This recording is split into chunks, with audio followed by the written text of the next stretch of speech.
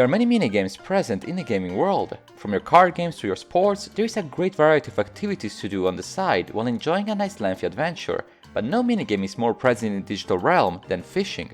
That's right, no matter the game console, the genre, or even the publisher, I can guarantee you that you can find a fishing minigame anywhere you look. But why fishing out of all side activities, and how is it made different across so many games? First things first, roll the intro.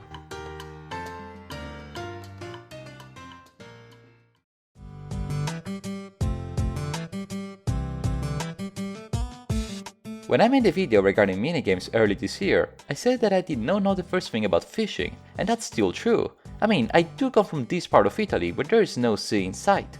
But who needs to go outdoors anyways, when half the games already have a fishing mechanic?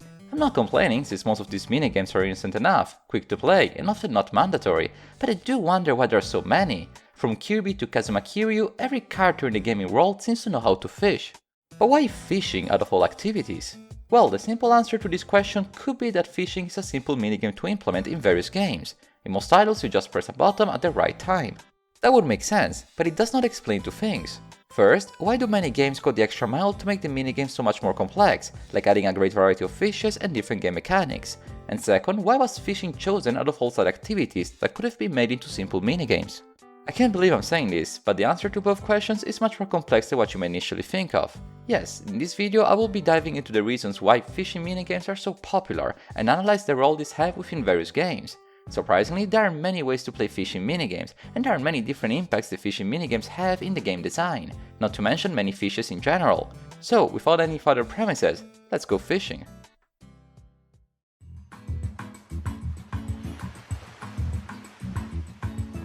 While I may not be the greatest fisherman my country's ever seen, I do recognize the cultural importance fishing has in many different countries. It is a tradition, a way of life, carried over generations. In fact, fishing is one of the oldest jobs in history, and many are the civilizations that prospered thanks to fishery, from the Mississippi River to the Bay of Yokohama. Point being that fishing is not just a niche sport, but rather a historic activity that has great importance in various cultures, especially in island countries where video games are developed, like Japan. And the fact that fishing is so international comes quite in handy when it comes to deciding what minigame to insert in a title that is going to be sold across the world. A Japanese card game like Hanafuda or an Italian card game like Briscola would have a hard time to be understood and enjoyed by an international audience. But fishing? Well, everybody knows what fishing is. And not only do virtually all players know what fishing is, but they have a vague idea on how it works. The fisherman puts a bait around a hook, throws it, and when a fish takes the bait, the fisherman pulls the line back until the fish comes out of the water and is therefore caught. There are other ways to fish, but this is the most common way to do it, at least in gaming. The simplicity of fishing makes it so that it's easy for developers to implement it in their games, independently of how their games are made. As long as the title has a body of water, that could be a river, a lake, or the sea, there is little stopping the developers to give the player an old fishing rod and something to catch with it. There is no need to change the lore or the world building of a game in order to justify the presence of fishing, since we all take for granted that no matter the time and place, there will always be fishermen ready to fish. Gameplay-wise, fishing minigames are structured quite similarly, although it is curious to explore the various degrees of effort the player has to put in order to catch a fish. In some games like Animal Crossing, the player only needs to press A at the right time, while in some others like Stardew Valley, the player needs to balance strength and timing in order not to break the fishing line. I find this latter version of the minigame to be a bit more exciting, since it requires some sort of input from the player that is not only good timing. It does not matter too much what the player has to do in order to keep the fish hooked, like keeping an icon within a square, rolling a joystick, or pressing A with a specific rhythm. As long as there is some sort of gameplay that makes the minigame a bit more engaging, that's already good enough for me. Yakuza 6 The Song of Life goes the extra mile and introduces something not often seen in games, spearfishing. That's right, just like in an arcade cabinet, Kiryu uses his harpoon to hunt down all the fishes and crustaceans, resulting in a very rich fishing season. This is not to say that games that only require a single input from the player are bad. In fact, the simplified fishing mechanics make sense in some scenarios, where the player needs to fish continuously. In a game like Pokémon, where fishing functions as a means to encounter new water-type Pokémons, it makes sense not to make the minigame tedious or repetitive, but to make it as efficient and direct as possible. And speaking of Pokémon, in that title the player of course fishes Pokémons like Magikarp and Feebas, but what about other games? What fishes are even being fished in the first place and for what purpose? From what I observed, fishes seems to have two common purposes in the majority of games they're in, either as food or to make a profit. This will probably come to no one's surprise, since food and profit are quite literally the two reasons why people fish in the first place. There is so much you can do with a carp and a crab. In a game like Cult of the Lamb, fishes can be used to make specific dishes, which is not an irrelevant fact since food management is a core part of the game. Agriculture will give you more food more reliably, but it takes more time. Fishing on the other hand gives you a smaller but a quicker result. In Link's Awakening, fishing serves only as a way to make a profit, since the bigger the fish and the bigger the reward in rupees is. And if it's not rupees, the player can still obtain some purchase items, such as heart containers and seashells, not sellable but definitely valuable. The third most common reason why a player would fish is to complete a side quest. On the top of my head I only got two examples, Yakuza Zero and Xenoblade Chronicles 2. In the sub-story Kamien's Chef, Mashima finds himself eating in a sushi restaurant and eventually needs to help the chef by fishing an eel. In Xenoblade 2 on the other hand, it's not much of a sub-quest, but an activity needed in order to skill up some Blade's affinity traits. I suppose that a game like Animal Crossing New Horizons has a little bit of both. Yes, the player can sell fishes to make a profit, especially if CJ is in town, but the player can also choose to donate the fishes to the museum, functioning like a collectible side quest. But what about the fishes themselves? Well, I'm glad you asked. You see, there are two different types of fishes in games, real fishes and fantasy fishes. Some games let players fish ordinary fishes like your sea basses and your cod, but some games do take the liberty of inventing different types of fishes. What could be surprising to hear is that not all fantasy games have fantasy fishes and not all realistic games have realistic fishes. That's right, a game like Minecraft that is rich in creative biomes and mobs surprisingly does not have very creative fishes to catch. Pufferfishes are cool I guess, but definitely not of this world.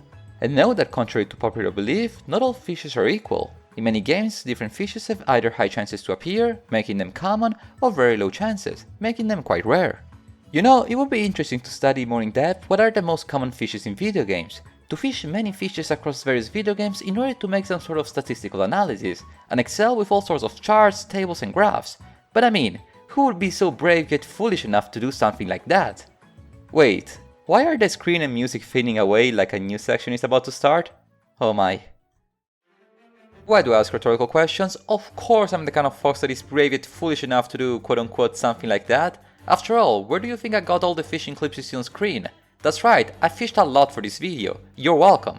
Now, I do not want to spend the rest of my life fishing in all video games ever released to get the most accurate ichthyic information, but I can take the data sample of all clips I recorded and used in this video, and that should give me at least an approximation of what are the most common and rare fishes in video games. By counting all the fishes I've got for this video, I caught 236 fishes across 18 different video games. 5 games like Pokemon and Monster Hunter had fictional fishes, so that leaves us with 184 real fishes caught in the digital realm. Even if my sample was fairly small, I caught 43 different species of fishes, the ones you see scrolling in the video, and the most common fish I caught, hence the most common fish in video games, is officially the salmon, with 21 fishes caught in 6 different games. On the podium, the salmon is followed by the cod at 14 and the bass at 12. Items such as treasures and old boots come surprisingly in 4th place. Some rare fishes I was able to get only once or twice include the piranha, the starfish and the tuna. In fact, in the list we have all kinds of fishes represented, even some odd ones such as the octopus, the jellyfish and the spider crab. Look, I even made a fancy table and graph just like I promised. Now, what should you do with this information? I honestly don't know. You're the one that reached this far on a video about fishing minigames, and that makes 2 of us. I know that you savvy mathematics enthusiasts out there are already writing in the comments that for a statistical analysis I need a greater sample data. And yes, you're right, but mine is just a rule of thumb sample, don't overthink it. If you truly want a full-on study, I will need to make another video where I fish way more. Please, do not suggest that I do that. Anyhow, to go back to the fishing minigames themselves, there is one last big question that is left unanswered. Are fishing minigames boring? My gut answer before making this video would have been yes, because again, I'm no fisherman, but after making this video, exploring all the different ways fishing minigames affect the game design, the cultural importance of fishing across the globe, the various different mechanics the minigame offers, and even what fishes can be fished out, I've grown a soft spot for fishing minigames. Instead of seeing them as a hassle, as irrelevant elements in the gameplay that could have been replaced with something else, I see them as nice additions, as decorations, for the main game they appear in.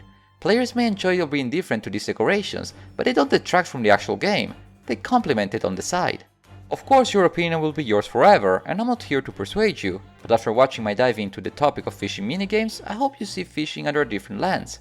Fishing minigames are a small part of gaming, but a part of gaming nonetheless.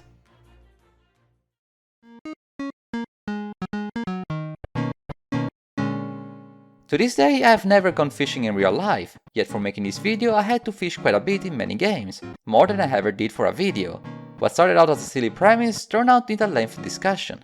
Fishing minigames are here to stay, and even if they are not the reason why we play our favorite video games, they do add that extra bit to the experience. Fishing minigames are great, and if you'll excuse me, I think I'll go fishing some more. I'm still searching for that shiny Magikarp. If you made it this far, I wanted to thank you one too many fishing times for watching today's video. Not gonna lie, this is probably one of my silliest video ideas, but I wanted to make something different and have fun at it, something very important when making videos. What is your favorite fishing minigame? Let me know down in the comments below. I wish you all a wonderful day, and until next time, arrivederci!